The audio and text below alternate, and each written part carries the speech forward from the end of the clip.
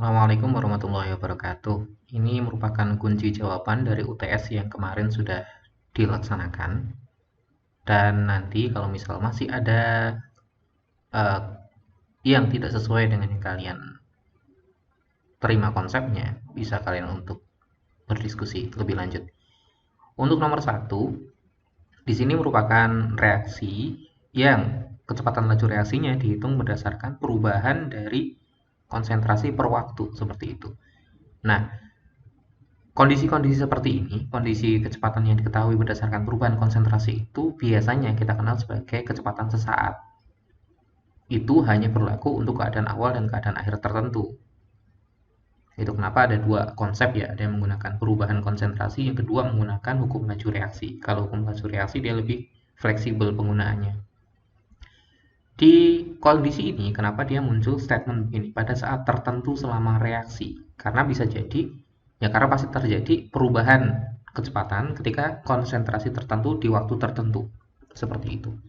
Nah, untuk nomor satu, yang ditanyakan merupakan pembentukan amonia.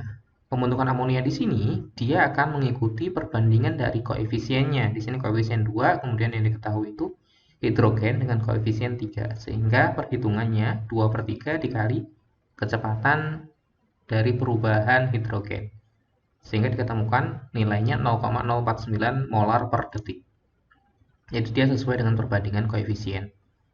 Soal nomor 2, ini sama dengan menggunakan perbandingan koefisien, yaitu hasilnya A 0,025 molar per detik. Oke, lanjut ke soal nomor 3. Soal nomor 3 ini sebenarnya tanpa kita perlu menghitung order reaksi menggunakan eliminasi kayak gitu ya.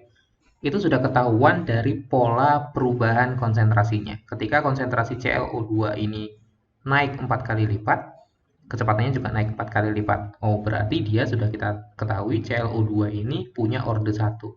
F pun demikian. F ini awalnya 0,1, ketika dia berubah menjadi 0,2. Ini yang di soal data nomor 1 dan data nomor 3 ya. Ini kecepatannya juga bertambah 2 kali lipatnya, sehingga F2 ini juga ordenya 1. Nah, dari sini tinggal kita mencari nilai K. Oke ya. Dari data itu kasat mata saja sudah ketahuan F2 itu ordenya 1, ClO2 ordenya 1. Kemudian hukum lajunya dituliskan sebagai V sama dengan K kali konsentrasi F2 kali konsentrasi ClO2. Seperti itu ya. Dari sini kita bisa mencari nilai K. Nilai K-nya diketahui 1,2 per molar second. Nah, dari sini baru dimasukkan nilai yang ingin kita cari laju sesaatnya. Laju ini merupakan laju awal ketika konsentrasinya masih sekian, ya. Konsentrasi F2-nya 0,01, konsentrasi ClO2-nya ini 0,02. Diketahui kecepatannya, kecepatan lajunya itu adalah 0,00024 molar per second. Nolnya ada 3. Kalau ada beberapa yang menjawab nolnya 2, itu salah. Kemudian nomor 4. Nah, nomor 4 ini soal yang seperti ini sudah pernah kita bahas ketika mengerjakan tugas ya. Makanya kemarin waktu UTS pun saya persilahkan untuk membuat grafik via Excel ataupun mungkin sebenarnya ada metode lain tanpa menggunakan grafik pun ada.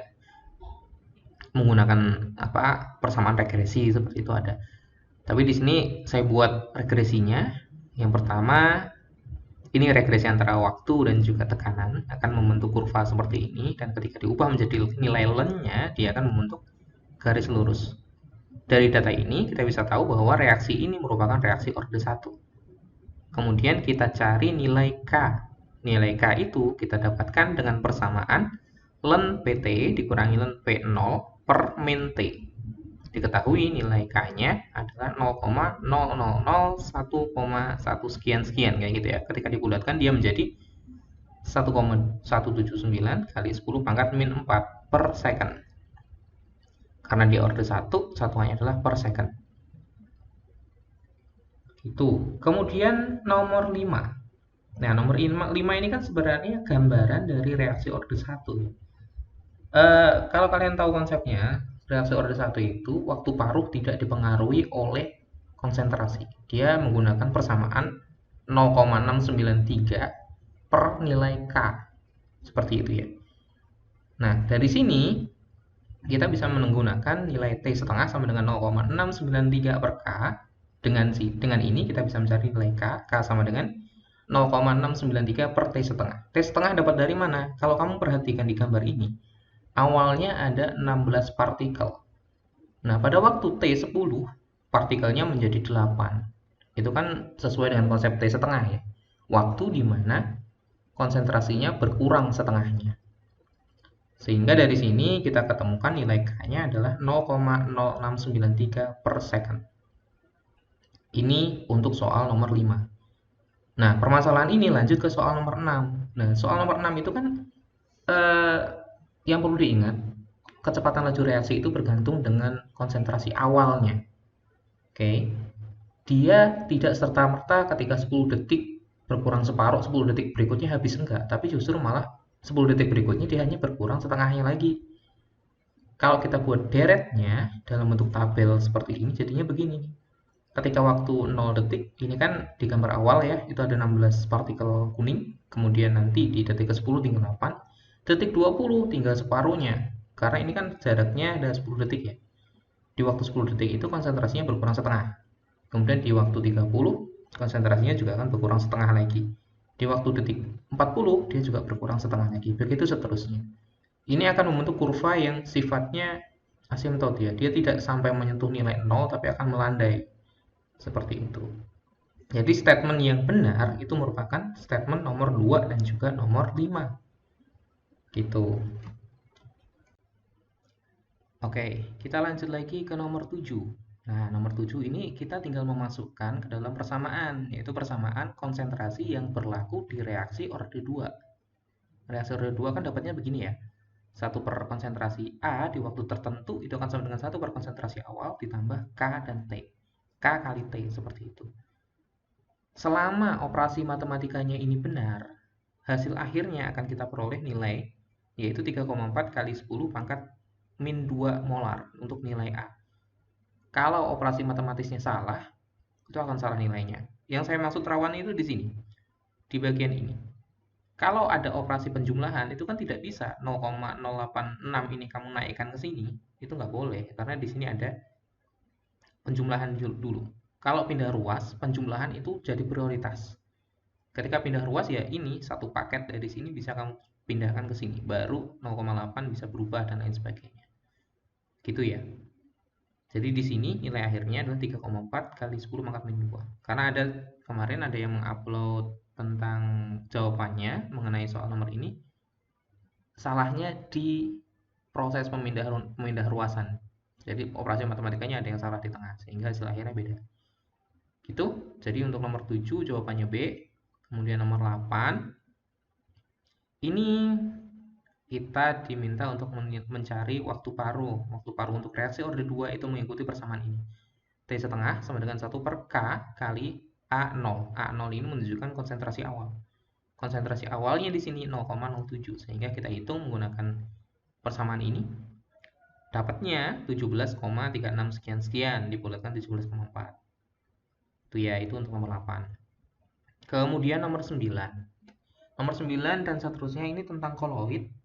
Soalnya soal esai, tidak ada soalnya bukan esai ya, bukan soal hitungan seperti itu. Sehingga saya rasa sih lebih mudah untuk dikerjakan dan juga kalaupun ada yang tidak sama ataupun ada yang salah jawabannya lebih mudah untuk berargumen. Dan alhamdulillahnya ada beberapa mahasiswa yang memang menemukan soal yang tidak ada jawabannya dan itu memang yang saya harapkan dari awal. Ada 2 soal paling tidak yang jawabannya nggak ada. Di koloid ini ada 1, nanti di termokimia juga ada 1. Yang nomor 9, hal yang mendasar membedakan larutan, koloid, dan suspensi itu adalah ukuran partikel. Itu ukuran partikel semakin kecil, dia jadinya larutan, lebih besar lagi jadinya koloid, lebih besar lagi namanya suspensi. Itu sehingga kita punya metode kondensasi dan juga dispersi kan. Dia hanya merupakan metode pembuatan suatu koloid ataupun suatu campuran dengan memvariasikan ukuran. Kemudian nomor 10 yang ditanyakan di sini, buih merupakan sistem koloid yang gas terdispersi dalam zat cair. Sudah jelas. Nomor 11 ini asap pergerakan asapnya, asap yang bergerak itu merupakan partikel terdispersinya, medium pendispersinya udara. Jawabannya D sudah jelas. Kemudian nomor 12, ini jawabannya adalah susu cair dan juga santan. Dua sistem koloid ini fase terdispersi dan medium pendispersinya itu sama. Dia masuk ke golongan emulsi, minyak dan air. Yang tercampurkan itu minyak atau lemak, seperti itu. Berikutnya, nomor 13. Nah, nomor 13 ini soal yang tidak ada jawabannya. Statement yang benar itu hanya statement nomor 1. Sisanya ini ada yang kebalik-balik, mutiara, kayak seperti itu ya. Itu sebenarnya bukan padat dan padat. Kemudian lagi ada yang nomor 5, ini juga kebalik. Nomor 5 dan juga nomor 2 ini kebalik. Jawaban yang benar itu hanya nomor 1 yang merupakan statement yang benar. Jadi campuran fase terdispersi padat dan juga medium gas itu akan menghasilkan debu. Ya, kita kenal sebagai aerosol padat. Berikutnya nomor 14, ini merupakan pembauran cahaya. Ini disebutnya efek Tyndall, sudah jelas juga. Nomor 15, faktor yang merupakan penyebab terjadinya gerak Brown itu tumbukan yang tidak merata pada sisi partikel koloid. Partikel koloid ini merujuk pada medium terdispersi. Bukan medium ya, fase terdispersinya seperti itu. Ya, tumbukan-tumbukan antar partikelnya itu, partikel dalam koloid itu akan menghasilkan gerak Brown. Nomor 16, jawabannya adalah katode. Nah, ketika suatu elektroda dimasukkan ke dalam sistem koloid, dia akan mengikuti sistem sel elektrolisis. Sel elektrolisis itu menggunakan kode KNAP gitu ya, katoda negatif, anoda positif. Di sini adalah yang ditanyakan si positifnya. Positif, ketika dimasukkan elektroda, dia akan lari ke negatif. Negatifnya itu merupakan katoda, seperti itu. Nomor 17, ketika suatu koloid memiliki fase terdispersi yang mengikat lemah, itu disebutnya liophоб. 18, norit yang biasa digunakan untuk obat sakit perut ya. Itu sistem kerjanya menggunakan adsorpsi. Kalau norit ini merupakan karbon aktif, dia akan menyerap partikel racun dan juga bakteri patogennya, kemudian dikeluarkan melalui feses. Seperti itu. Berikutnya lagi nomor 19, fungsi keadaan yang bukan merupakan fungsi keadaan adalah kerja.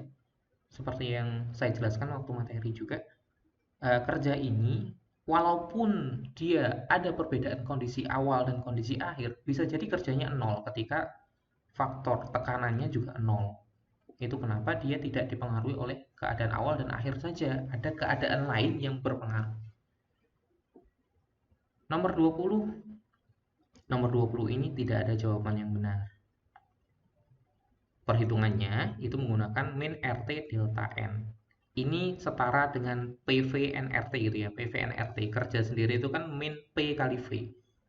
PV kali N. Min PV itu sama dengan min NRT. Min RT delta N seperti itu. Delta N-nya sendiri ini merujuk pada ekspansi yang dilakukan karena terbentuknya hidrogen. Jadi molnya hidrogen itu adalah N. Sehingga di sini kita masukkan min sekian, ini nilai R, ini suhu, ini merupakan molnya timah. Tetapi kalau kita lihat dari persamaan ini, molnya timah ini akan setara dengan molnya hidrogen. Sehingga itu bisa kita gantikan dengan molnya timah. Kemudian dapatkan nilai W-nya min 1040 Joule atau kalau jadi kilojoule jadi min 1,04 Joule seperti itu. Jawabannya tidak ada. Nggak tahu ini, saya belum ngecek ada nggak yang mengupload jawaban yang benar. Nomor 21. Nomor 21 ini soal yang pernah juga mirip, bukan pernah soal ini, soal yang lain tapi mirip pengerjaannya. Tinggal kita ubah dulu nilai delta H ini per mol NO2. Karena di sini kan ada 2 mol ya, sehingga ini dibagi 2 dulu. Ketemunya min 57,3 kJ per mol. Inti untuk 1 mol NO atau NO2 yang dibentuk. Kemudian dikalikan dengan jumlah mol yang ada di sini. Jumlah mol yang ada kan didapat dari sini ya, 1,26 kali 10 pangkat 4 gram NO2 dibagi dengan MR dari NO2-nya. MR dari NO2 itu 46. Hitung aja dari sini. Ketemu sekian mol.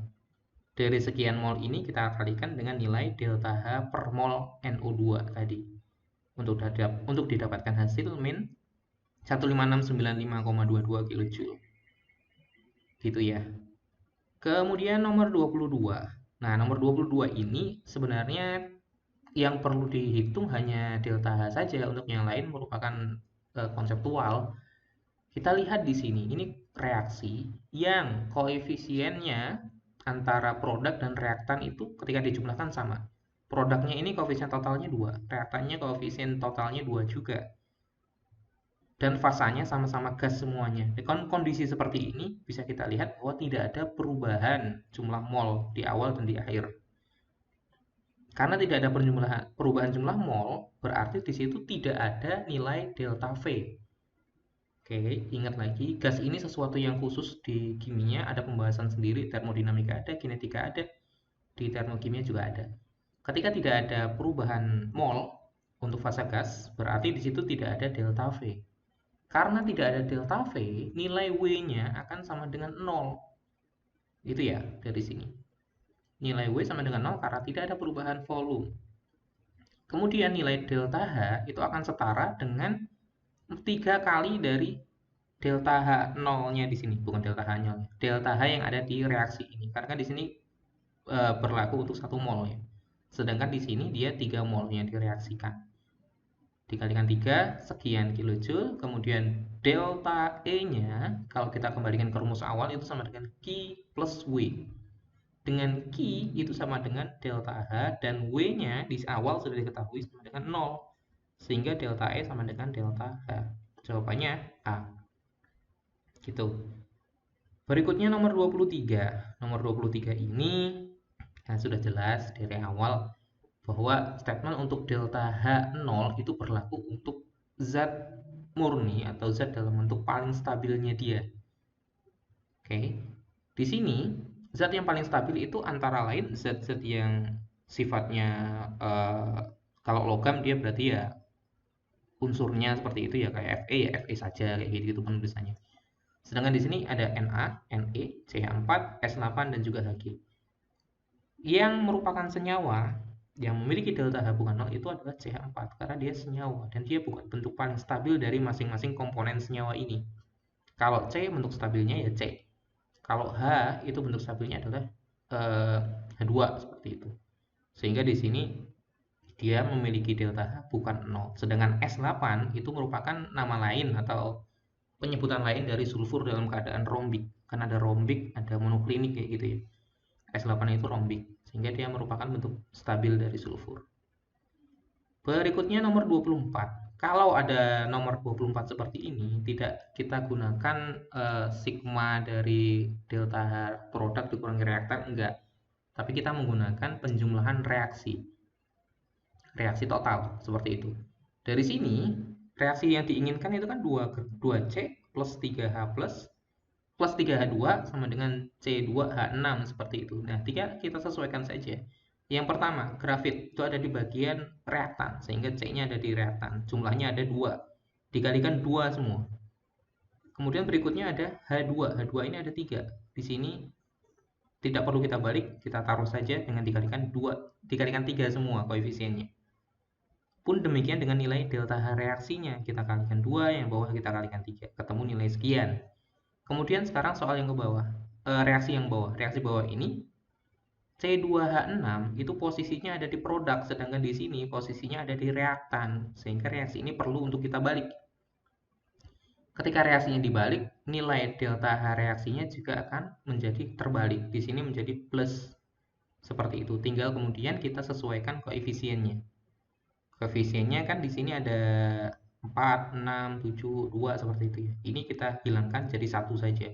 Jadi total ini dibagi 2. Nilai delta H-nya juga dibagi 2, yaitu 1559,8 kJ per mol. Sehingga kita bisa eliminasi yang sama. Eliminasi seperti ini, kayak seperti ini ya contohnya. Ini ada di produk, kemudian di sini ini ada di reaktan, di sini ada produk. Yang seperti ini bisa kita eliminasi. Ini kita coret juga. O2 yang jumlahnya 2, koefisien 2 dengan 1,5 ini kan kalau dijumlah 3,5 juga ya. Berikutnya CO2 dan H2O ini juga bisa kita coret di sini. Untuk dapat reaksi totalnya 2C grafit ditambah 3H2 gas itu akan menjadi C2H6 gas. Untuk nilai delta H-nya kita jumlahkan saja semua. Jadi tidak ada pengurangan dari produk dikurangi reaktan, enggak, langsung kita jumlahkan berdasarkan reaksi total. Ketemu min 84,6 kJ per mol. Oke, begini ya. Berikutnya nomor terakhir, nomor 25. Nomor 25 sama dengan nomor 24. Kita perhatikan aja reaksinya, ini lebih mudah karena lebih sedikit ya. Awalnya di sini ada aluminium, dia ada di reaktan, berarti tidak perlu dibalik. Kemudian di sini ada Fe2O3. Di sini ternyata dia ada di produk, sehingga kita perlu untuk balik dia supaya dia ada di reaktan. Dengan nilai delta H reaksinya juga dibalik nih. Kita ketemu nilai reaksi totalnya ada di bawah ini, kemudian delta H reaksi totalnya itu akan menjadi min 847,6 kJ per mol. Oke, itu ya, mungkin itu sekilas mengenai apa yang kalian kerjakan di hari Jumat kemarin. Dan kalau mungkin ada sesuatu yang perlu didiskusikan, saya masih terbuka untuk diskusi. Terima kasih. Assalamualaikum warahmatullahi wabarakatuh.